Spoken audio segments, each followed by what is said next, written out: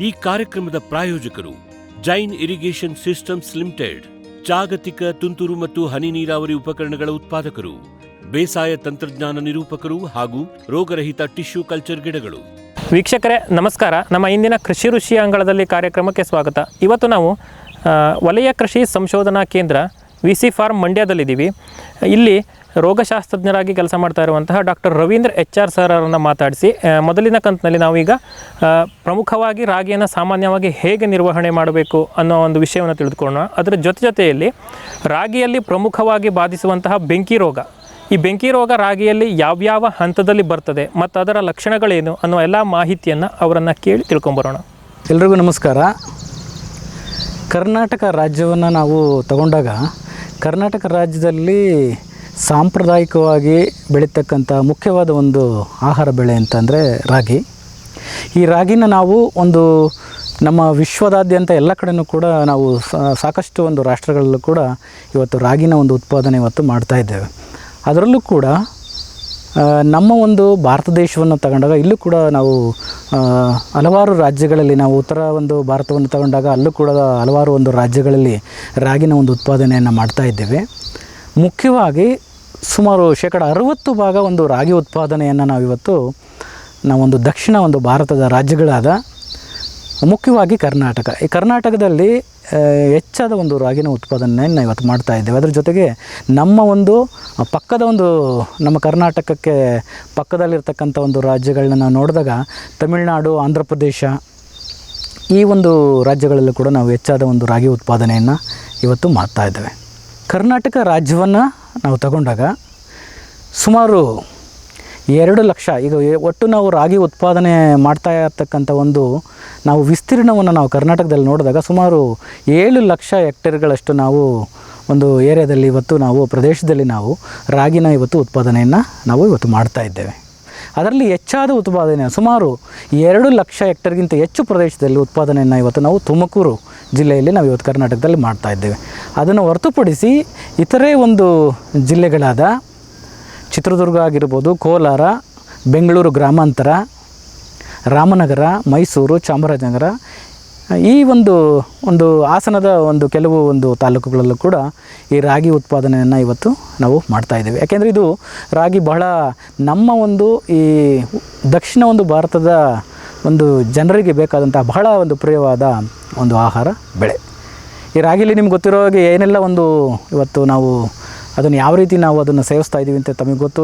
ಹೆಚ್ಚಾಗಿ ಅದನ್ನು ಮುದ್ದೆ ರೂಪದಲ್ಲಿ, ರೊಟ್ಟಿ ರೂಪದಲ್ಲಿ ಇದೆಲ್ಲ ಉಪಯೋಗಿಸ್ತಾ ಇದ್ದೀವಿ. ಯಾಕೆಂದರೆ ಈಗಿನ ಒಂದು ವಾತಾವರಣವನ್ನು ನೋಡಿದಾಗ ನಮಗೆ ಒಂದು ದೈಹಿಕ ಒಂದು ಮಾನಸಿಕ ಆರೋಗ್ಯಕ್ಕೆ ಇವತ್ತು ರಾಗಿ ಬಹಳ ಮುಖ್ಯ. ಯಾಕೆಂದರೆ ಅದರಲ್ಲಿರ್ತಕ್ಕಂಥ ಉತ್ತಮವಾದ ಒಂದು ಪೋಷಕಾಂಶಗಳು ಅಂದರೆ ಅದರಲ್ಲಿರ್ತಕ್ಕಂಥ ಹೆಚ್ಚಾದ ಒಂದು ಸುಣ್ಣದ ಅಂಶ ಮತ್ತು ಡೈಜೆಸ್ಟಿಬಲ್ ಫೈಬರ್ ಅಂತ ಹೇಳ್ತೀವಿ, ನಾರಿನ ಅಂಶ ಇರ್ಬೋದು, ಮತ್ತು ಕ್ಯಾಲ್ಶಿಯಂ ಅಂದರೆ ಮೂಳೆಗಳ ಬೆಳವಣಿಗೆಗೆ ಕ್ಯಾಲ್ಶಿಯಂ ಬಹಳ ಅಗತ್ಯ.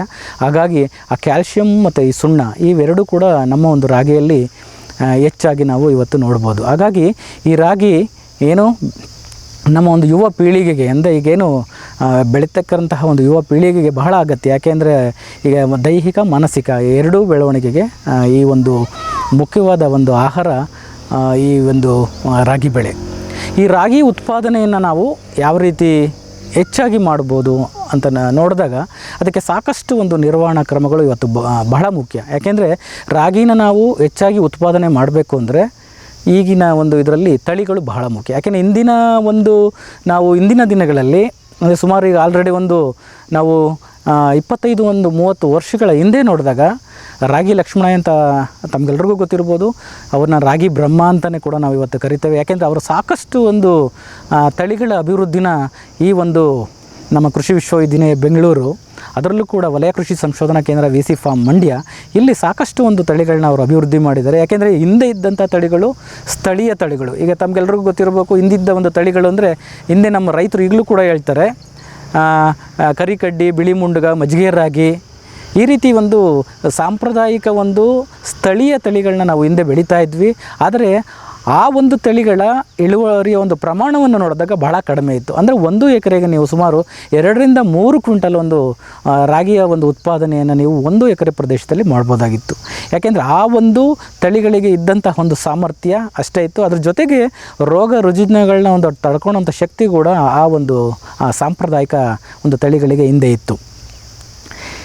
ಅದಾದ ನಂತರ ಇತ್ತೀಚೆಗೆ ಒಂದು ರಾಗಿ ಬೆಳೆಯಲ್ಲಿ ಆಗಿರ್ತಕ್ಕಂಥ ಹೊಸ ಒಂದು ಆವಿಷ್ಕಾರಗಳು ಮತ್ತು ಆಧುನಿಕ ಒಂದು ತಂತ್ರಜ್ಞಾನಗಳು ಇವೆಲ್ಲ ಅಳವಡಿಸ್ಕೊಂಡು ಉತ್ತಮವಾದ ಒಂದು ತಳಿಗಳು ಬಂದು ಅದನ್ನು ನಾವು MR ಒಂದು ಸರಣಿ ಅಂತ ಹೇಳ್ತೀವಿ ಮತ್ತು KMR ಸರಣಿ ಅಂತ ಹೇಳ್ತೀವಿ. ಇದರಲ್ಲಿ ನಾವು ಸಾಕಷ್ಟು ಒಂದು ತಳಿಗಳನ್ನ ಏನು ನಮ್ಮ ಒಂದು ಕರ್ನಾಟಕ ಪ್ರದೇಶಕ್ಕೆ ಸೂಕ್ತವಾದ, ಅಂದರೆ ಅದು ಮಳೆಗಾಲ ಆಗಿರ್ಬೋದು, ಅಂದರೆ ಮುಂಗಾರಿನಲ್ಲಿ ಒಂದು ಬೆಳೆಯತಕ್ಕಂಥ ತಳಿಗಳಾಗಿರ್ಬೋದು, ಮತ್ತು ಹಿಂಗಾರಿಗೆ ಅಂದರೆ ಚಳಿಗಾಲಕ್ಕೆ ಒಂದು ಸೂಕ್ತವಾದ ತಳಿಗಳಾಗಿರ್ಬೋದು, ಮತ್ತು ಬೇಸಿಗೆಗಾಲಕ್ಕೂ ಒಂದು ಸೂಕ್ತವಾದ ತಳಿಗಳು, ಅಂದರೆ ಎಲ್ಲ ಒಂದು ಕಾಲಕ್ಕೂ ಒಂದು ಅಧಿಕ ಇಳುವರಿ ಕೊಡತಕ್ಕಂತಹ ರೋಗ ಒಂದು ಸಹಿಷ್ಣುತೆ ಹೊಂದಿರತಕ್ಕಂಥ ಒಂದು ತಳಿಗಳನ್ನ ಇವತ್ತು ನಾವು ಅಭಿವೃದ್ಧಿ ಮಾಡಿದ್ದೇವೆ. ಹಾಗಾಗಿ ರಾಗಿ ಉತ್ಪಾದನೆಯನ್ನು ನಾವು ಹೆಚ್ಚಿಗೆ ಮಾಡಬೇಕು ಅಂದಾಗ ಈ ತಳಿಗಳ ತಳಿಗಳನ್ನ ಬಳಸೋದು ಕೂಡ, ಉತ್ತಮವಾದ ಒಂದು ತಳಿಗಳನ್ನ ಬಳಸೋದು ಕೂಡ ಬಹಳ ಮುಖ್ಯ ಆಗ್ತಾಯಿದೆ. ಹಾಗಾಗಿ ಇಲ್ಲಿ ನಾವು ಹಿಂದೆ ಏನು ಸಾಂಪ್ರದಾಯಿಕವಾಗಿ ಕಡಿಮೆ ಇಳುವರಿ ಕೊಡುವಂಥ ಏನು ತಳಿಗಳು ಇದ್ವು ಅದಕ್ಕಿಂತ 4 ರಿಂದ 5 ಪಟ್ಟು ಹೆಚ್ಚಿಗೆ ಇಳುವರಿ ಅಂತ ಕೊಡುವ ಒಂದು ತಳಿಗಳನ್ನ ಇವತ್ತು ನಾವು ಎಲ್ಲ ಒಂದು ಕಾಲಕ್ಕೆ, ಮತ್ತು ಅದರಲ್ಲೂ ಕೂಡ ಈ ರಾಗಿ ತಳಿಗಳಲ್ಲಿ ದೀರ್ಘಾವಧಿ, ಮಧ್ಯಮಾವಧಿ, ಅಲ್ಪಾವಧಿ, ಅಂದರೆ ನಾವು ಸುಮಾರು 120 ರಿಂದ 125 ದಿನಗಳಲ್ಲಿ ಕಟಾವಿಗೆ ಬರೋಂಥ ತಳಿಗಳು, ಮತ್ತು ಮಧ್ಯಮಾವಧಿ ಅಂದರೆ 110 ದಿನದಲ್ಲಿ ಕಟಾವಿಗೆ ಬರೋವಂಥದ್ದು, ಮತ್ತು ಅಲ್ಪಾವಧಿ ಅಂದರೆ 90 ರಿಂದ 100 ದಿನಗಳಲ್ಲಿ ಕಟಾವಿಗೆ ಬರೋಂಥ ಒಂದು ತಳಿಗಳನ್ನ ಇವತ್ತು ನಾವು ಅಭಿವೃದ್ಧಿನ ಇಲ್ಲಿ ಮಾಡಿದ್ದೇವೆ. ಈ ನಿರ್ವಹಣೆ ಅಂದರೆ ಉತ್ಪಾದನೆಯನ್ನು ಜಾಸ್ತಿ ಮಾಡಬೇಕು ಅಂದಾಗ ತಳಿಗಳ ಬಳಕೆ, ಅಂದರೆ ಅಧಿಕ ಇಳುವರಿ ಕೊಡತಕ್ಕಂಥ ರೋಗ ಸಹಿಷ್ಣುತೆ ಇರತಕ್ಕಂಥ ತಳಿಗಳನ್ನ ಬಳಕೆ ಮಾಡೋದು ಬಹಳ ಮುಖ್ಯ ಆಗುತ್ತೆ. ಅದ್ರ ಜೊತೆಗೆ ಇತರ ಒಂದು ಆಧುನಿಕ ಒಂದು ಬೇಸಾಯ ಕ್ರಮಗಳು, ಅಂದರೆ ನಾವು ರಾಗಿಯ ಭೂಮಿಯ ಸಿದ್ಧತೆ ಮಾಡೋದರಿಂದ ಹಿಡಿದು ಅದರ ಜೊತೆಗೆ ಪೋಷಕಾಂಶಗಳ ಪೋಷಕಾಂಶಗಳ ನಿರ್ವಹಣೆಯಲ್ಲಿ ನಾವು ರಸಗೊಬ್ಬರಗಳ ಬಳಕೆಯನ್ನು ಮಾಡ್ತೀವಿ. ಅದರಲ್ಲಿ ಸಾರಜನಕ, ರಂಜಕ, ಪೊಟ್ಯಾಷ್ ಮತ್ತು ಇತರೆ ಲಘು ಪೋಷಕಾಂಶಗಳು ಇವು ಬಹಳ ಮುಖ್ಯ ಆಗ್ತದೆ. ಈ ಪೋಷಕಾಂಶಗಳ ನಿರ್ವಹಣೆಯಿಂದನೂ ಕೂಡ ನಾವು ಇಳುವರಿಯ ಪ್ರಮಾಣವನ್ನು ಜಾಸ್ತಿ ಮಾಡ್ಬೋದು. ಅದ್ರ ಜೊತೆಗೆ ಇವತ್ತು ಈ ಕಳೆಗಳು, ಯಾಕೆಂದರೆ ಕಳೆಗಳು ಮುಖ್ಯವಾಗಿ ರಾಗಿ ಬೆಳೆಯಲ್ಲಿ, ಯಾಕೆಂದರೆ ನೀರಾವರಿ ಪ್ರದೇಶಗಳ ಅದರಲ್ಲೂ ಕೂಡ ನಾವು ಮಳೆಯಾಶ್ರಿತ ಪ್ರದೇಶವನ್ನು ತಗೊಂಡಾಗ ನೀರಾವರಿ ಪ್ರದೇಶಗಳಲ್ಲಿ ಈ ರಾಗಿ ಬೆಳೆಯ ಜೊತೆ ಕಳೆಗಳ ಪೈಪೋಟಿಯೂ ಕೂಡ ಜಾಸ್ತಿ ಆಗಿರ್ತದೆ.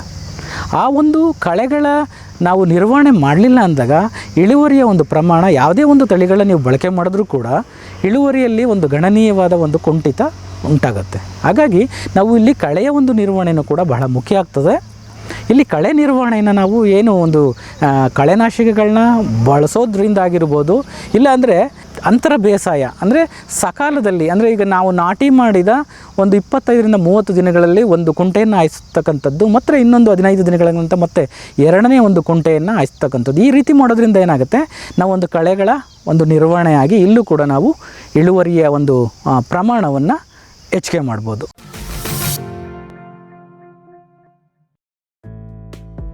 ಫಾರ್ಮಿಲಿ ನರ್ಸರಿ, ರೋಗರಹಿತ ಪಣಿಯೂರು 1, 2, 4, 5 ತೇವಂ ಕಾಳು ಮೆಣಸು, ಅಧಿಕ ಇಳುವರಿಯ Chandragiri F1, Hemavathi, C/R, dwarf robusta coffee ಗಿಡಗಳು, ಕ್ಯಾಡ್ಬರಿ F1 ಹೈಬ್ರಿಡ್ ಕೋಕೋ ಸಸಿಗಳು, ಕಸಿ ಜಾಯಿಕಾಯಿ, ಏಲಕ್ಕಿ, ಚಕ್ಕೆ, ಸಿಲ್ವರ್ ಓಕ್, ಅಡಿಕೆ, ಬಟರ್ ಫ್ರೂಟ್, ಹಲಸು ಮುಂತಾದ ಹಣ್ಣಿನ ಗಿಡಗಳು. ಕಳಂಕರಹಿತ ಬಹುಕಾಲ ಸೇವೆ ನಮ್ಮ ಗುರಿ. ಫಾರ್ಮಿಲಿ ನರ್ಸರಿ. ವಿಶ್ವದಾದ್ಯಂತ ಪೇಟೆಂಟ್ ಪಡೆದ ನ್ಯಾನೋ ತಂತ್ರಜ್ಞಾನದಲ್ಲಿ ತಯಾರಾದ ನೂವಾಲ್ಗಿ ದ್ರಾವಣ. ನೂವಾಲ್ಗಿ ಉಪಯೋಗಿಸಿದ ಮೇಲೆ ತುಂಬಾ ಇಳುವರಿನೂ ಬಂದಿದೆ. ಕಾಳು ಮೆಣಸಿಗಂತೂ ಬಹಳ ಚೆನ್ನಾಗಿ ಬರುತ್ತೆ. ರೇಷ್ಮೆ ಎಲೆನೂ ಚೆನ್ನಾಗಿ ಬರ್ತದೆ. ಗಿಡಗಳು ತುಂಬಾ ಚೆನ್ನಾಗಿ ಬೆಳವಣಿಗೆ ಆಯಿತು. ಯಾವುದೇ ರಾಸಾಯನಿಕ ಅಥವಾ ವಿಶೇಷ ಗೊಬ್ಬರಗಳ ಗೊಡವೆ ಇಲ್ಲದೆ ಎಲ್ಲ ಬೆಳೆಗಳಲ್ಲಿ ಉತ್ತಮ ಗುಣಮಟ್ಟದ ಅಧಿಕ ಫಸಲನ್ನು ಪಡೆಯಿರಿ. ಯಾವಾಗಲೂ ನನ್ನ ಇರೋವರೆಗೂ ನೂವಾಲ್ಗಿ ಅಂತ ಬಿಟ್ಟು ಬಾಳಲ್ಲ ಅಂತ ಭರವಸೆ ಕೊಡ್ತೀನಿ. ಫ್ಯೂಚರ್ ಬಯೋಟೆಕ್ ಸಾವಯವ ಕೃಷಿಯ ವೇಗವರ್ಧಕ. ಪೋಷಕಾಂಶ ಪೂರೈಕೆಗೆ NPK ಕಲ್ಚರ್, ವ್ಯಾಮ್, PSP ಮತ್ತು KMB. ಜೈವಿಕ ರೋಗ ಕೀಟ ನಿಯಂತ್ರಣಕ್ಕೆ ಟ್ರೈಕೋಡರ್ಮಾ, ಸೂಡೋಮನಾಸ್. ಸಾವಯವ ಗೊಬ್ಬರ ಉತ್ಪಾದನೆಗೆ ಕಾಂಪೋಸ್ಟ್ ಕಲ್ಚರ್. ಹೂವು ಕಾಯಿ ಉದುರುವ ಸಮಸ್ಯೆಗೆ ಕಾಮಧೇನು ಮತ್ತು ಸತ್ವ. ಮಣ್ಣಿನ ಆರೋಗ್ಯ ವೃದ್ಧಿಗೆ future biotech, Dharwad. Jain irrigation systems limited ಭಾರತದ ಹನಿ ನೀರಾವರಿ ತಂತ್ರಜ್ಞಾನದ ಪ್ರಥಮ ಪ್ರವರ್ತಕ, ಜಗತ್ತಿನ ಅತಿ ದೊಡ್ಡ ಸ್ಪ್ರಿಂಕ್ಲರ್ಸ್ ಉತ್ಪಾದಕ ಕಂಪನಿ. ಸಂರಕ್ಷಿತ ಕೃಷಿಯಲ್ಲಿ ಹಸಿರು ಮನೆಗಾಗಿ ಮಿಸ್ಟರ್, ಫಾಗರ್, ಫ್ಯಾನ್ ಮತ್ತು ಪ್ಯಾಡ್ ಹಾಗೂ ನೆರಳು ಮನೆ, ಸ್ವಯಂ ಚಾಲಿತ ನೀರಾವರಿ ವ್ಯವಸ್ಥೆ ಮತ್ತು ರಸಾವರಿ ತಂತ್ರಜ್ಞಾನ.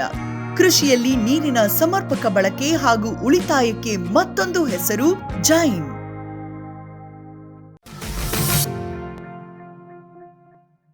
ಅದ್ರ ಜೊತೆಗೆ ಇದು ಒಂದು ನೀರಿನ ಒಂದು ನಿರ್ವಹಣೆ. ಯಾಕೆಂದರೆ ರಾಗಿ ಒಂದು ಬೆಳೆಗೆ ಅದು ಬೆಳೆತಕ್ಕಂಥ ಒಂದು ಸಂದಿಗ್ಧ ಪರಿಸ್ಥಿತಿಗಳಲ್ಲಿ ನೀರಿನ ಒಂದು ಅವಶ್ಯಕತೆ ಬಹಳ ಇರ್ತದೆ. ಯಾವಾಗ ಅಂತಂದರೆ ಈಗ ನಾವು ಸಸಿ ಮಡಿ ಮಾಡೋ ಹಂತದಲ್ಲಿ, ಮತ್ತು ನಾಟಿ ಮಾಡಿದ ಮೇಲೆ, ಮತ್ತು ಒಂದು ತೆಂಡೆ ಹೊಡೆಯುವ ಹಂತದಲ್ಲಿ, ಮತ್ತು ಹೂ ಬಿಡುವ ಹಂತದಲ್ಲಿ, ಮತ್ತು ಕಾಳು ಕಟ್ಟುವ ಹಂತದಲ್ಲಿ, ಈ ಎಲ್ಲ ಹಂತಗಳಲ್ಲೂ ಕೂಡ ರಾಗಿ ಒಂದು ಬೆಳೆಗೆ ನೀರಿನ ಅವಶ್ಯಕತೆ ಬಹಳ ಇರ್ತದೆ. ಈ ಒಂದು ಸಂದಿಗ್ಧ ಪರಿಸ್ಥಿತಿಗಳಲ್ಲಿ ನೀರಿನ ಅಭಾವ ಇಲ್ಲ ಬರ ಬಂದಾಗ ಏನಾಗುತ್ತೆ, ನಮ್ಮ ಇಳುವರಿಯಲ್ಲಿ ಕುಂಠಿತ ಆಗ್ತಾ ಹೋಗುತ್ತೆ. ಹಾಗಾಗಿ ಈ ನೀರಿನ ನಿರ್ವಹಣೆ ಬಹಳ ಮುಖ್ಯ. ಇನ್ನು ಕೆಲವೊಮ್ಮೆ ಏನಾಗುತ್ತೆ ಅಂತಂದರೆ, ಈ ಮಳೆ ಬರಲೇ ಇಲ್ಲ ಅನ್ನೋದು ಕೂಡ ನಾವು ಒಂದು ರಕ್ಷಣಾತ್ಮಕ ಒಂದು ನೀರಿನ ಒಂದು ಲಭ್ಯತೆಯನ್ನು ನೋಡಿಕೊಂಡು ರಕ್ಷಣಾತ್ಮಕ ಒಂದು ನೀರಾವರಿಯನ್ನು ನಾವು ಈ ಒಂದು ಬೆಳೆಗೆ ಆ ಸಂದಿಗ್ಧ ಪರಿಸ್ಥಿತಿಗಳಲ್ಲಿ ಕೊಟ್ಟಾಗ ಇಲ್ಲೂ ಕೂಡ ನಾವು ಇಳುವರಿಯ ಒಂದು ಜಾಸ್ತಿ ಮಾಡ್ಬೋದು. ಇದ್ರ ಜೊತೆಗೆ ಸಸ್ಯ ಸಂರಕ್ಷಣೆ ಅಂದರೆ ಎಲ್ಲ ಒಂದು ನಿರ್ವಹಣಾ ಕ್ರಮಗಳಲ್ಲೂ ಕೂಡ ನಾವು ಇಳುವರಿಯ ಒಂದು ಪ್ರಮಾಣವನ್ನು ನಾವು ಜಾಸ್ತಿ ಮಾಡ್ಬೋದು. ಅದ್ರ ಜೊತೆಗೆ ಸಸ್ಯ ಸಂರಕ್ಷಣೆಯೂ ಕೂಡ ಬಹಳ ಮುಖ್ಯ. ಯಾಕೆಂದರೆ ಎಲ್ಲ ಕೂಡ ನಾವು ಒಂದು ಆಧುನಿಕ ಒಂದು ತಂತ್ರಜ್ಞಾನಗಳನ್ನು ಬಳಸಿ ನಿರ್ವಹಣೆ ಮಾಡಿ ಅದ್ರ ಜೊತೆಗೆ ಸಸ್ಯ ಸಂರಕ್ಷಣೆಯನ್ನು ನಾವು ಮಾಡಲಿಲ್ಲ ಅಂದರೆ ಬರ್ತಕ್ಕಂಥ ಒಂದು ರೋಗಗಳಾಗಿರ್ಬೋದು ಮತ್ತು ಕೀಟಗಳು ಅದರ ಬಾಧೆಯನ್ನು ನಾವು ನೋಡಿಕೊಂಡು ಅದಕ್ಕೆ ಒಂದು ಸಂರಕ್ಷಣೆಯನ್ನು ಮಾಡಲಿಲ್ಲ ಅಂದಾಗ ಅಲ್ಲೂ ಕೂಡ ಸುಮಾರು ನಮಗೆ 35ರಿಂದ ಒಂದು 50% ಒಂದು ಇಳುವರಿಯಲ್ಲಿ ನಷ್ಟ ಉಂಟಾಗುತ್ತೆ. ಹಾಗಾಗಿ ಸಸ್ಯ ಸಂರಕ್ಷಣೆಯು ಕೂಡ ರಾಗಿಯ ಒಂದು ಉತ್ಪಾದನೆಯಲ್ಲಿ ಇಳುವರಿಯನ್ನು ನಾವು ಹೆಚ್ಚಿಸೋಕ್ಕೋಸ್ಕರ ಸಸ್ಯ ಸಂರಕ್ಷಣೆಯನ್ನು ಕೂಡ ನಾವು ರಾಗಿಲಿ ಮಾಡಬೇಕಾಗತ್ತೆ. ಇಲ್ಲಿ ನಾವು ಸಸ್ಯ ಸಂರಕ್ಷಣೆ ಅಂತ ಬಂದಾಗ ರಾಗಿಲಿ ನಾವು ಸುಮಾರು ಬಹಳ ಒಂದು ಪ್ರಮುಖವಾದ ಒಂದು ರೋಗಗಳು ಈ ರಾಗಿ ಬೆಳೆಯಲ್ಲಿ ಬರ್ತದೆ. ಅದನ್ನು ನಾವು ಇಲ್ಲಿ ಗಮನಿಸಿ ಅದಕ್ಕೆ ಸೂಕ್ತವಾದ ಒಂದು ಹತೋಟಿ ಕ್ರಮಗಳನ್ನ ತಗೊಂಡಾಗ ಇಲ್ಲೂ ಕೂಡ ನಾವು ಈ ರಾಗಿ ಬೆಳೆಯ ಒಂದು ಉತ್ಪಾದನೆಯನ್ನು ಹೆಚ್ಚಿಗೆ ಮಾಡಿ ಹೆಚ್ಚಿನ ಒಂದು ಇಳುವರಿಯನ್ನು ನಾವು ಪಡಿಬೋದು. ಇಲ್ಲಿ ನಾವು ರೋಗಗಳು ಅಂತ ನೋಡಿದಾಗ ರಾಗಿಲಿ ಬರ್ತಕ್ಕಂಥ ಮುಖ್ಯವಾದ ಒಂದು ರೋಗ ಅಂತಂದರೆ ಬೆಂಕಿ ರೋಗ. ಈ ಬೆಂಕಿ ರೋಗ ನಮಗೆ ಈ ರಾಗಿಯ ಒಂದು ಬೆಳವಣಿಗೆಯ ಎಲ್ಲ ಹಂತದಲ್ಲೂ ಕೂಡ ನಾವು ಈ ರೋಗ ಬರ್ತಾ ಹೋಗ್ತದೆ. ಅಂದರೆ ಮುಖ್ಯವಾಗಿ ಈ ರಾಗಿಯ ಒಂದು ಬೆಂಕಿ ರೋಗದ ಒಂದು ಬಾಧೆ ನಮ್ಮ ಒಂದು ಮಳೆಯಾಶ್ರಿತ ಪ್ರದೇಶ ಅಂದರೆ ಎಲ್ಲಿ ರೈತರು ಖುಷ್ಕಿ ಒಂದು ಪ್ರದೇಶದಲ್ಲಿ ರಾಗಿನ ಬೆಳೀತಾರೆ ಅಲ್ಲಿ ಈ ರೋಗದ ಒಂದು ಬಾಧೆ ಕಡಿಮೆ ಇರುತ್ತೆ. ಎಲ್ಲಿ ನೀರಾವರಿ ಪ್ರದೇಶದಲ್ಲಿ ಮತ್ತು ಹೆಚ್ಚು ಒಂದು ಮಳೆ ಬೀಳೋ ಪ್ರದೇಶದಲ್ಲಿ ಯಾರು ರಾಗಿ ಒಂದು ಉತ್ಪಾದನೆಯನ್ನು ಮಾಡ್ತಾರೆ ಅಲ್ಲಿ ಈ ಒಂದು ಬೆಂಕಿ ರೋಗದ ಒಂದು ಬಾಧೆ ಹೆಚ್ಚಾಗಿರುತ್ತೆ. ಅಂದರೆ ಈ ಬೆಂಕಿ ರೋಗವನ್ನು ನಾವು ರಾಗಿಲಿ ನೋಡಿದಾಗ ಇದು ಸುಮಾರು 4 ಹಂತಗಳಲ್ಲಿ ಈ ರೋಗವನ್ನು ನಾವು ನೋಡ್ಬೋದು. ಯಾಕೆಂದರೆ ನೀರಾವರಿ ಪ್ರದೇಶದಲ್ಲಿ ರೈತರು ಈ ರಾಗಿನ ನೇರವಾಗಿ ಬಿತ್ತನೆ ಮಾಡಲ್ಲ. ಮಳೆಯಾಶ್ರಿತ ಪ್ರದೇಶದಲ್ಲಿ ಏನಾಗುತ್ತೆ ಅಂತಂದರೆ ಅಲ್ಲಿ ಕೈಲಿಂದ ನೇರವಾಗಿ ಬಿತ್ತನೆ ಮಾಡುವಂಥದ್ದು ಒಂದು ಪದ್ಧತಿ. ಇನ್ನೊಂದು ಪದ್ಧತಿ ಈ ಒಂದು ನಾವು ಸೀಡ್ ಡ್ರಿಲ್ ಅಂತ ಹೇಳ್ತೀವಿ. ಸೀಡ್ ಡ್ರಿಲ್ನ ಉಪಯೋಗಿಸಿ ನಾವು ಬಿತ್ತನೆ ಮಾಡುವಂಥದ್ದು ಕೂರಿಗೆ ಅಂತ ಹೇಳ್ತೀವಿ. ಸಂಯುಕ್ತ ಕೂರಿಗೆ ಈ ಬೀಜ ಮತ್ತು ಗೊಬ್ಬರವನ್ನು ನೇರವಾಗಿ ಬಿತ್ತುವಂಥ ಒಂದು ಸಂಯುಕ್ತ ಕೂರಿಗೆಗಳಿದೆ. ಆ ಕೂರಿಗೆಗಳಿಂದ ಕೆಲವು ಕಡೆ ಈ ಮಳೆ ಆಶ್ರಿತ ಪ್ರದೇಶದಲ್ಲಿ ಬಿತ್ತನೆಯನ್ನು ಮಾಡ್ತಾರೆ. ಆದರೆ ನೀರಾವರಿ ಪ್ರದೇಶಕ್ಕೆ ಬಂದಾಗ ಈ ಒಂದು ಕೈನಿಂದ ಬಿತ್ತನೆ ಮಾಡುವಂಥದ್ದಾಗಿರ್ಬೋದು ಮತ್ತು ಕೂರಿಗೆಯಿಂದ ಬಿತ್ತನೆ ಮಾಡುವಂಥದ್ದಾಗಿರ್ಬೋದು ಈ ಪದ್ಧತಿಯನ್ನು ಅನುಸರಿಸೋದಿಲ್ಲ. ಇಲ್ಲಿ ನಾವು ರಾಗಿನ ನಾವು ನಾಟಿ ಮಾಡಬೇಕು ಅಂದರೆ ನಾವು ಅದಕ್ಕೆ ಬೇಕಾದ ಒಂದು ಸಸಿ ಮಡಿಗಳನ್ನ ಮೊದಲು ತಯಾರು ಮಾಡಬೇಕಾಗ್ತದೆ. ಅಂದರೆ 1 ಎಕರೆ ಪ್ರದೇಶಕ್ಕೆ ಬೇಕಾದ ಒಂದು ಸಸಿ ಮಡಿಗಳನ್ನ ನಾವು ತಯಾರು ಮಾಡಿ ಆಮೇಲೆ ಅದನ್ನು 20ರಿಂದ 21 ದಿನಗಳ ನಂತರ ವಯಸ್ಸಾದ ಪೈರುಗಳನ್ನ ಅಂದರೆ 20ರಿಂದ 21 ದಿನಗಳು ವಯಸ್ಸಾದ ಒಂದು ಪೈರುಗಳನ್ನ ಮುಖ್ಯ ತಾಕುಗಳಿಗೆ ನಾಟಿ ಮಾಡುವಂಥ ಕೆಲಸವನ್ನು ನಾವು ಇಲ್ಲಿ ಮಾಡಬೇಕು. ಇಲ್ಲಿ ರೋಗಗಳನ್ನ ತಗೊಂಡಾಗ ಈಗಾಗಲೇ ನಾನೇನು ಹೇಳಿದೆ, ಈ ಬೆಂಕಿ ರೋಗ ಈ ಸಸಿ ಮಡಿ ಹಂತದಲ್ಲಿ ಸುಮಾರು ನಾವು ಬಿತ್ತನೆ ಮಾಡಿದ 10ರಿಂದ 15 ದಿನಗಳಲ್ಲಿ ಈ ಒಂದು ರೋಗ ನಮ್ಮ ಒಂದು ಸಸಿ ಮಡಿಗಳಲ್ಲಿ ಕಾಣಿಸ್ಕೊಳುತ್ತೆ. ಇದರ ಜೊತೆಗೆ ಕೆಲವೊಮ್ಮೆ ಏನಾಗುತ್ತೆ, ರೈತರು ಹೆಚ್ಚಾದ ಒಂದು ನೀರನ್ನು ಹಾಯಿಸಿದಾಗ ಇಲ್ಲ ಹೆಚ್ಚಾದ ಒಂದು ನಮ್ಮ ಸಸಿ ಮಡಿಗಳಲ್ಲಿ ತೇವಾಂಶ ಇದ್ದಾಗ ಸಸಿಗಳ ಒಂದು ಸಾಯುವಿಕೆ, ಡ್ಯಾಂಪಿಂಗ್ ಆಫ್ ಅಂತ ಹೇಳ್ತೀವಿ, ಈ ರೋಗನೂ ಕೂಡ ಇಲ್ಲಿ ಕಾಣಿಸ್ಕೊಳ್ತದೆ. ಹಾಗಾಗಿ ಈ ಸಸಿ ಮಡಿ ಹಂತದಲ್ಲಿ ಇವೆರಡೂ ಒಂದು ರೋಗಗಳ ಹತೋಟಿ ಬಹಳ ಮುಖ್ಯ. ಇದಾದ ಮೇಲೆ ಈ ಒಂದು ಬೆಂಕಿ ರೋಗ ಮತ್ತೆ ನಾವು ಮುಖ್ಯ ತಾಕುಗಳಿಗೆ ನಾಟಿ ಮಾಡಿದ ಒಂದು 15ರಿಂದ 20 ದಿನಗಳಲ್ಲಿ ನಮಗೆ ಎಲೆಗಳ ಮೇಲೆ ಬರುತ್ತದೆ. ಇದನ್ನು ನಾವು ಎಲೆ ಬೆಂಕಿ ರೋಗ ಅಂತ ಕರಿತೇವೆ. ಮತ್ತು ಈ ರೋಗ ಹೂ ಬಿಡುವ ಹಂತದಲ್ಲಿ, ಅಂದರೆ ಹೂ ಬಿಡೋಕ್ಕೆ ಮೊದಲು ನಮಗೆ ಹೂ ಬಿಟ್ಟ ನಂತರ ನಮಗೇನು ರಾಗಿಯ ಒಂದು ಇಲುಕುಗಳಿರುತ್ತದೆ, ಇಲುಕುಗಳ ಮೇಲೆ ಬರುತ್ತೆ. ಮತ್ತಿಗೆ ಆ ಒಂದು ತೆನೆಯ ಒಂದು ಕುತ್ತಿಗೆ ಭಾಗದಲ್ಲೂ ಕೂಡ ಈ ರೋಗದ ಒಂದು ಬಾಧೆಯನ್ನು ನಾವು ನೋಡ್ಬೋದು. ಇದನ್ನು ನಾವು ಇಲುಕುಗಳ ಮೇಲೆ ಬರೋಂಥ ಒಂದು ಈ ಬೆಂಕಿ ರೋಗವನ್ನು ಇಲುಕುಗಳ ಬೆಂಕಿ ರೋಗ ಅಂತ ಕರಿತೇವೆ. ಆಮೇಲೆ ಈ ಒಂದು ಕುತ್ತಿಗೆ ಭಾಗದಲ್ಲಿ ಬರುವಂಥದ್ದನ್ನ ಕುತ್ತಿಗೆ ಬೆಂಕಿ ರೋಗ ಅಂತ ನಾವು ಹೇಳ್ತೀವಿ. ಹಾಗಾಗಿ ಈ ಒಂದು ಬೆಂಕಿ ರೋಗ ಸಸಿ ಮಡಿಯಿಂದ ಹಿಡಿದು ಕಟಾವಿನ ಹಂತದವರೆಗೂ ಕೂಡ ನಮ್ಮ ಒಂದು ರಾಗಿ ಬೆಳೆಯಲ್ಲಿ ಈ ಬೆಂಕಿ ರೋಗದ ಒಂದು ಬಾಧೆಯನ್ನು ನಾವು ನೋಡ್ಬೋದು. ಆದರೆ ನಮಗೆ ಆರ್ಥಿಕವಾಗಿ ನಷ್ಟ ಮಾಡುವಂಥದ್ದು ಅಂತಂದರೆ ಇಲುಕು ಮತ್ತು ಕುತ್ತಿಗೆ ಬೆಂಕಿ ರೋಗ, ಈ ಎರಡೂ ರೋಗಗಳ ಬಾಧೆ ಹೂ ಬಿಡುವ ಹಂತದಲ್ಲಿ ಬರೋದ್ರಿಂದ ಏನಾಗುತ್ತೆ, ನಮಗೆ ಹೆಚ್ಚಾದ ಒಂದು ಆರ್ಥಿಕ ನಷ್ಟ ಉಂಟಾಗುತ್ತೆ.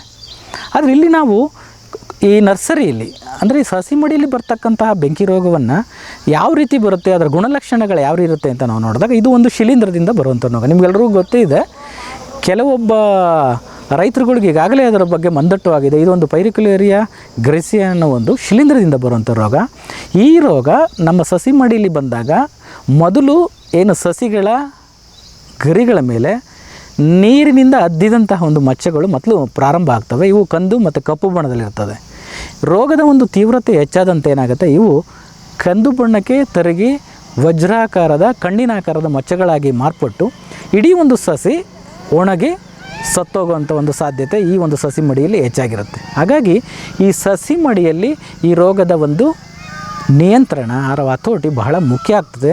ಇಲ್ಲಿ ನಾವೇನಿಲ್ಲ, ಈ ಒಂದು ಸಸಿ ಮಡಿಯಲ್ಲಿ ಬರ್ತಕ್ಕಂಥ ಒಂದು ಬೆಂಕಿ ರೋಗವನ್ನು ನಾವು ಹತೋಟಿ ಮಾಡಬೇಕು ಅಂತಂದರೆ ಕಾರ್ಬಂಡೇಜಿಮ್ ಅಂತ ಒಂದು ಶಿಲೀಂಧ್ರನಾಶಕ ಏನು ನಮ್ಮ ಮಾರ್ಕೆಟಲ್ಲಿ ಸಿಗುತ್ತೆ, ಈ ಒಂದು ಶಿಲೀಂಧ್ರನಾಶಕವನ್ನು, ಇದು ಪುಡಿ ರೂಪದಲ್ಲಿರುವಂಥ ಶಿಲೀಂಧ್ರನಾಶಕ, ಈ ಶಿಲೀಂಧ್ರನಾಶಕವನ್ನು ನಾವು 1/2 ಗ್ರಾಮ್ನಷ್ಟು 1 ಲೀಟರ್ ನೀರಿನಲ್ಲಿ ಬೆರೆಸಿ ಇದನ್ನು ಸಿಂಪರಣೆಯನ್ನು ನಾವು ರೋಗ ಕಂಡ ಕೂಡಲೇ ನಾವು ಇದನ್ನು ಸಿಂಪರಣೆಯನ್ನು ನಾವು ಸಸಿ ಮಡಿಯಲ್ಲಿ ಮಾಡಬೇಕಾಗ್ತದೆ.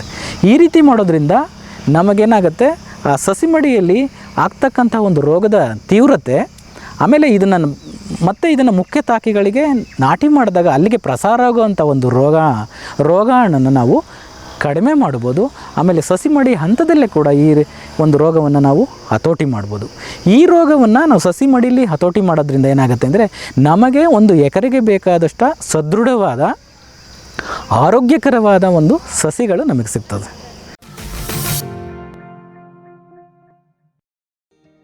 ಕಲ್ಪತರು ಫಾರ್ಮ್ ಮತ್ತು ನರ್ಸರಿ ಹಲವು ತಳಿಗಳ ಕಾಳುಮೆಣಸು, ಕಾಫಿ, ಜಾಯ್ಕಾಯಿ, ಏಲಕ್ಕಿ, ಕೋಕೋ ಸಸಿಗಳು, ಮಿಯಾಜಾಕಿ ಮಾವು, ಜಪಾನೀಸ್ ರೆಡ್ ಸೀಬೆ, ಸೀಡ್ಲೆಸ್ ಹಲಸು, ಮೆಕೆಡೇಮಿಯಾ ಕಸಿ ಮುಂತಾದ ವಿಶೇಷ ಗಿಡಗಳು, ಅಡಿಕೆ, ತೆಂಗು, ಬಟರ್ಫ್ರೂಟ್, ಸೇಬು, ಅಪ್ಪೇಮಿಡಿ ಇತ್ಯಾದಿ, ಶ್ರೀಗಂಧ, ಸಿಲ್ವರ್ ಓಕ್, ರಕ್ತಚಂದನ.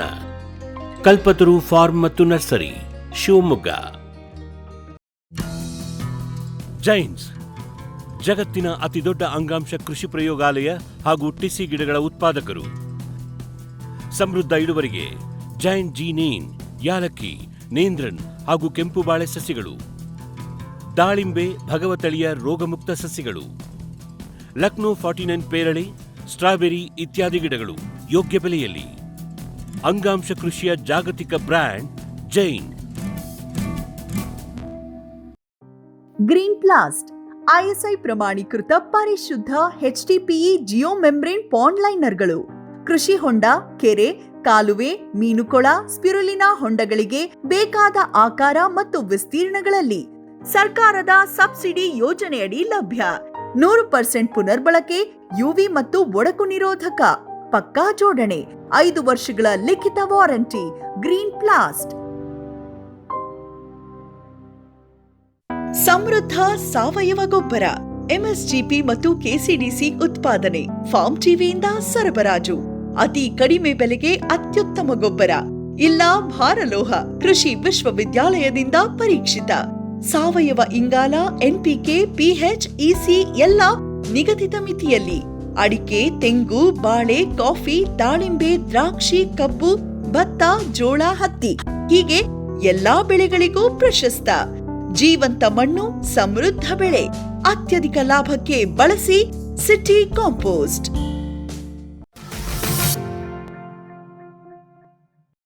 ಇದಾದ ನಂತರ ನಾವು ಮುಖ್ಯ ತಾಕಿಗೆ ಏನು ನಾಟಿ ಮಾಡ್ತೀವಿ ಅಲ್ಲೂ ಕೂಡ ಈ ರೋಗದ ಬಾಧೆ ಸುಮಾರು ನಾಟಿ ಮಾಡಿದ 25-30 ದಿನಗಳಲ್ಲಿ ನಮಗೆ ಕಾಣಿಸ್ಕೊಳುತ್ತೆ. ಈ ರೋಗ ಈ ಒಂದು ಮುಖ್ಯ ತಾಕಿಗೆ ಯಾವ ರೀತಿ ಹರಡುತ್ತೆ, ಇದು ಒಂದು ಸಸಿ ಮಡಿಲಿರ್ತಕ್ಕಂಥ ರೋಗಾಣು ಸಸಿಗಳ ಮುಖಾಂತರನೂ ಕೂಡ ನಮ್ಮ ಮುಖ್ಯ ತಾಕಿಗೆ ಬರ್ಬೋದು.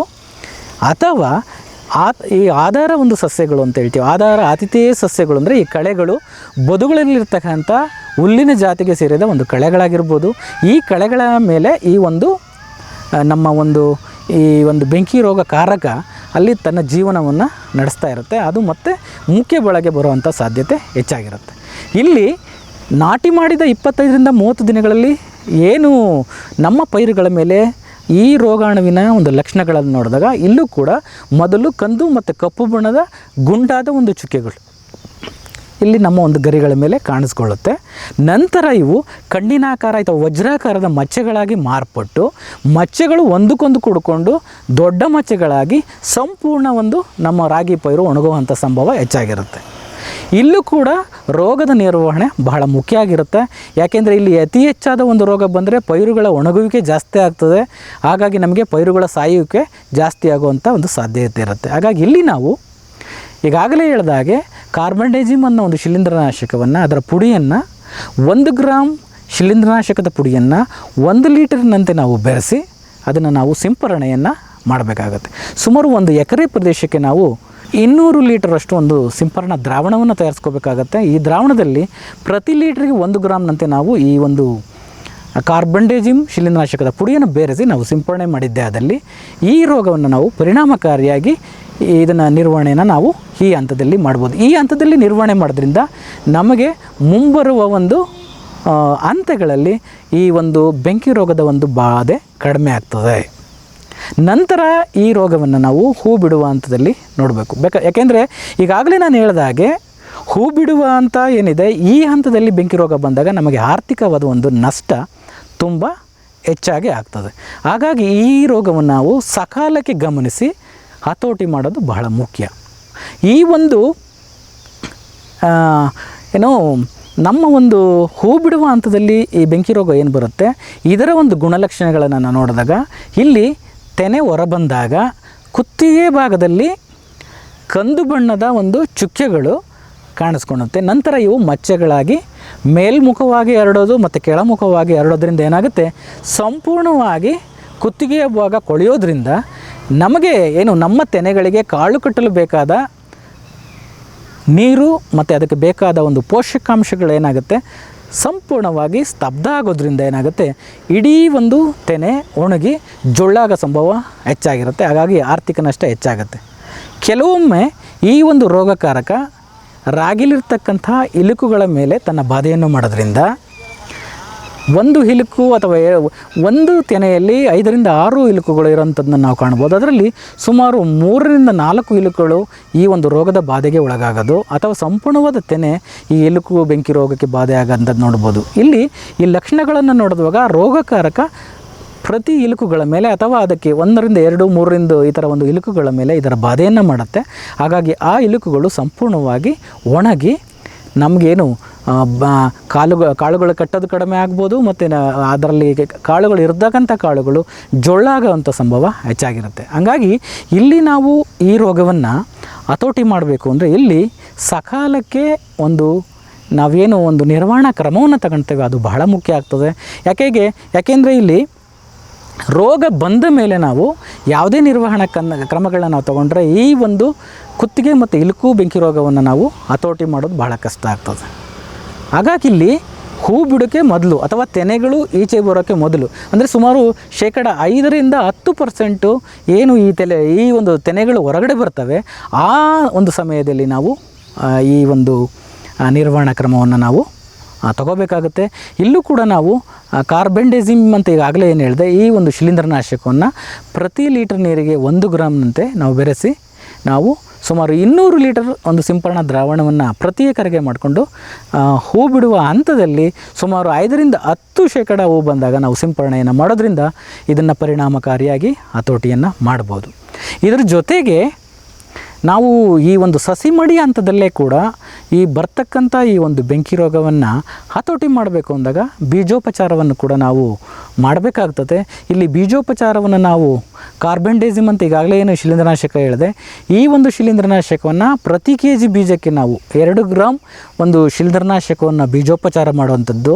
ಇದನ್ನು ಮಾಡೋದ್ರಿಂದ ಬೀಜಗಳಲ್ಲಿರ್ತಕ್ಕಂಥ ಸೋಂಕು ಮತ್ತು ಮೊಳಕೆ ಹೊಡೆದು ಬರ್ತಕ್ಕಂಥ ಒಂದು ಪೈರುಗಳ ಮೇಲೆ ಆಗುವಂಥ ಒಂದು ಸೋಂಕನ್ನು ನಾವು ತಡೆದು ಈ ಸಸಿ ಮಡಿಯಲ್ಲಿ ಬರ್ತಕ್ಕಂಥ ಒಂದು ಬೆಂಕಿ ರೋಗವನ್ನು ಹತೋಟಿ ಮಾಡ್ಬೋದು. ಅದರ ಜೊತೆಗೆ ನಾವು ಟ್ರೈಸೈಕ್ಲೋಸಲ್ ಅಂತ ಈಗೇನು ಹೇಳಿದೆ, ಈ ಒಂದು ಶಿಲೀಂಧ್ರನಾಶಕವನ್ನು ಸುಮಾರು 3 ಗ್ರಾಮ್ ಪ್ರತಿ kg ಬೀಜಕ್ಕೆ ಬೀಜೋಪಚಾರ ಮಾಡುವಂಥದ್ದು, ಅಥವಾ ಟ್ರೈಫ್ಲಾಕ್ಸಿಸ್ಟ್ರೋಬಿನ್ ಮತ್ತು ಟಬುಕೊನಜೋಲ್ ಅನ್ನೋ ಒಂದು ಸಂಯುಕ್ತ ಶಿಲೀಂಧ್ರನಾಶಕವನ್ನು ಸುಮಾರು 1/2 ಗ್ರಾಮ್ನಷ್ಟು ಪ್ರತಿ kg ಬೀಜಕ್ಕೆ ನಾವು ಬೀಜೋಪಚಾರ ಮಾಡೋವಂಥದ್ದು. ಈ ಒಂದು ರಾಸಾಯನಿಕಗಳನ್ನ ಮಾಡೋದ್ರಿಂದ ಈ ಒಂದು ಸಸಿ ಮಡಿಯಲ್ಲಿ ಬರ್ತಕ್ಕಂಥ ಒಂದು ಬೆಂಕಿ ರೋಗವನ್ನು ಹತೋಟಿ ಮಾಡ್ಬೋದು. ಕೆಲವೊಬ್ಬ ರೈತರು ಏನಾಗುತ್ತೆ, ಇದೇನೋ ಸಾವಯವ ಒಂದು ಕೃಷಿಯಲ್ಲಿ ಯಾವ ಒಬ್ಬ ರೈತ ರಾಗಿನ ಬೆಳಿಬೇಕು ಅಂತಾರೆ, ಆ ಒಂದು ಒಬ್ಬ ರೈತರುಗಳು ಈ ಒಂದು ರಾಗಿ ಬೀಜವನ್ನು ಜೈವಿಕ ಒಂದು ಜೀವಾಣುಗಳಾದ ಸೂಡೋಮೋನಾಸ್ ಫ್ಲೋರಸೆನ್ಸ್ ಅಂತ ಒಂದು ಏಕಾಣುಜೀವಿ, ಇದನ್ನು ಪ್ರತಿ kg ಬೀಜಕ್ಕೆ 10 ಗ್ರಾಮ್ನಂತೆ, ಅಥವಾ ಟ್ರೈಕೋಡರ್ಮಾ ವಿರಿಡೆ ಅನ್ನೋ ಒಂದು ಶಿಲೀಂಧ್ರ, ಜೈವಿಕ ಶಿಲೀಂಧ್ರ, ಇದನ್ನು ನಾವು 10 ಗ್ರಾಮ್ ಪ್ರತಿ kg ಬೀಜಕ್ಕೆ, ಅಥವಾ ಸೂಡೋಮೋನಾಸ್ ಮತ್ತು ಟ್ರೈಕೋಡರ್ಮಾ ಈ ಎರಡೂ ಒಂದು ಜೈವಿಕ ಒಂದು ಜೀವಾಣುಗಳನ್ನ ನಾವು 5 ಗ್ರಾಮ್ ಒಂದು ಜೀವಾಣುಗಳನ್ನ ನಾವು ಪ್ರತಿ ಒಂದು kg ಬೀಜಕ್ಕೆ ಬೀಜೋಪಚಾರ ಮಾಡೋವಂಥದ್ದು. ಅದರ ಜೊತೆಗೆ ಕೈಟೋಸಾನ್ ಅನ್ನೋ ಒಂದು ಜೈವಿಕ ಜೀವಾಣು, ಈ ಒಂದು ಕೈಟೋಸನ್ ಅಂತ ಒಂದು ಜೈವಿಕ ಒಂದು ಪ್ರಾಡಕ್ಟ್ ಅದು. ಇದು ಒಂದು ಸಮುದ್ರದ ಒಂದು ಚಿಪ್ಪುಗಳಿಂದ ಮಾಡುವಂಥದ್ದು ಒಂದು ಜೈವಿಕ ಒಂದು ಪುಡಿ. ಈ ಪುಡಿನ ಕೂಡ ನಾವು ಪ್ರತಿ kg ಬೀಜಕ್ಕೆ 2 ಗ್ರಾಮ್ನ ನಾವು ಉಪಚರಿಸೋದ್ರಿಂದ ಈ ಸಸಿ ಮಡಿಯಲ್ಲಿ ಬರ್ತಕ್ಕಂಥ ಒಂದು ಬೆಂಕಿ ರೋಗವನ್ನು ಹತೋಟಿ ಮಾಡ್ಬೋದು. ಅದರ ಜೊತೆಗೆ ನಮ್ಮ ಒಂದು ರಾಗಿ ಪೈರುಗಳಲ್ಲಿ ರೋಗ ನಿರೋಧಕ ಶಕ್ತಿಯನ್ನು ಕೂಡ ನಾವು ಹೆಚ್ಚಿಗೆ ಮಾಡಿ ಮುಂದೆ ಬರ್ತಕ್ಕಂಥ ಈ ಏನು ಮುಖ್ಯ ತಾಕ್ನಲ್ಲಿ ಬರ್ತಕ್ಕಂತಹ ಎಲೆ ಬೆಂಕಿ ರೋಗ ಮತ್ತು ಕುತ್ತಿಗೆ ಬೆಂಕಿ ರೋಗ, ಈ ಎರಡೂ ಬೆಂಕಿ ರೋಗಗಳನ್ನ ನಾವು ಪರಿಣಾಮಕಾರಿಯಾಗಿ ಹತೋಟಿ ಮಾಡ್ಬೋದು. ಆಮೇಲೆ ಈ ಒಂದು ರಾಗಿ ಈಗ ಏನು ನಾನು ಇಲಿಕು ಮತ್ತು ಕುತ್ತಿಗೆ ಬೆಂಕಿ ರೋಗದ ಒಂದು ನಿರ್ವಹಣೆಗೆ ಈಗಾಗಲೇ ನಾನು ಹೇಳಿದೆ, ಕಾರ್ಬೆಂಡೆಸಿಮ್ ಶಿಲೀಂಧ್ರನಾಶಕ ಪ್ರತಿ ಲೀಟರ್ ನೀರಿಗೆ 2 ಗ್ರಾಮ್ನಂತೆ, ಅದರ ಜೊತೆಗೆ ಟ್ರೈಸೈಕ್ಲೋಸಲ್ ಅನ್ನೋ ಒಂದು ಶಿಲೀಂಧ್ರನಾಶಕವನ್ನು ನಾವು 0.6 ಗ್ರಾಮ್ ಈ ಒಂದು ಶಿಲೀಂಧ್ರನಾಶಕದ ಪುಡಿಯನ್ನು ಪ್ರತಿ ಲೀಟರ್ ನೀರಿಗೆ ಬೆರೆಸಿ ನಾವು ಸಿಂಪಡಣೆ ಮಾಡೋದ್ರಿಂದ ಈ ರಾಗಿ ಬೆಳೆಯಲ್ಲಿ ಸಂಪೂರ್ಣವಾಗಿ ಬರ್ತಕ್ಕಂಥ ಈ ಬೆಂಕಿ ರೋಗದ ಒಂದು ಬಾಧೆಯನ್ನು ನಾವು ಹತೋಟಿ ಮಾಡಿ ಉತ್ತಮವಾದ ಒಂದು ಇಳುವರಿಯನ್ನು ನಾವು ಪಡಿಬೋದು. ವೀಕ್ಷಕರೇ, ಇಷ್ಟೊತ್ತಿನವರೆಗೆ ಡಾಕ್ಟರ್ ರವೀಂದ್ರ HR ಸರ್ ಅವರು ನಮಗೆ ಈ ರಾಗಿಯಲ್ಲಿ ಬರುವಂತಹ ಬೆಂಕಿ ರೋಗ ಹೆಚ್ಚು ಕಡಿಮೆ ರಾಗಿಯ ನರ್ಸರಿಯ ಹಂತದಿಂದ ಹಿಡಿದು ರಾಗಿ ಕಟಾವಿನ ಹಂತದವರೆಗೂ, ಅಂದರೆ ಬಹುತೇಕ ರಾಗಿಯ ಎಲ್ಲ ಬೆಳವಣಿಗೆಯ ಹಂತದಲ್ಲೂ ಬಾಧಿಸ್ತದೆ. ಇದನ್ನು ನಾವು ಸರಿಯಾಗಿ ನಿರ್ವಹಣೆ ಮಾಡದೇ ಇದ್ದಲ್ಲಿ ದೊಡ್ಡ ಮಟ್ಟದಲ್ಲಿ ಆರ್ಥಿಕ ಹೊಡೆತ, ಅಂದರೆ ರಾಗಿಯಲ್ಲಿ ಆರ್ಥಿಕ ಲಾಭ ಗಳಿಸಲಿಕ್ಕೆ ಸಾಧ್ಯ ಇಲ್ಲ ಅನ್ನುವ ಎಲ್ಲ ಮಾಹಿತಿಯನ್ನು ನಮಗೆ ತಿಳಿಸ್ಕೊಟ್ಟಿದ್ದಾರೆ. ಅವರಿಗೆ ಧನ್ಯವಾದಗಳನ್ನು ಅರ್ಪಿಸುತ್ತಾ ಇವತ್ತಿನ ಈ ಸಂಚಿಕೆಯನ್ನು ಇಲ್ಲಿಗೆ ಮುಗಿಸ್ತಾ ಇದ್ದೀವಿ. ನಮಸ್ಕಾರ. ಈ ಕಾರ್ಯಕ್ರಮದ ಪ್ರಾಯೋಜಕರು ಜೈನ್ ಇರಿಗೇಷನ್ ಸಿಸ್ಟಮ್ಸ್ ಲಿಮಿಟೆಡ್, ಜಾಗತಿಕ ತುಂತುರು ಮತ್ತು ಹನಿ ನೀರಾವರಿ ಉಪಕರಣಗಳ ಉತ್ಪಾದಕರು, ಬೇಸಾಯ ತಂತ್ರಜ್ಞಾನ ನಿರೂಪಕರು ಹಾಗೂ ರೋಗರಹಿತ ಟಿಶ್ಯೂ ಕಲ್ಚರ್ ಗಿಡಗಳು.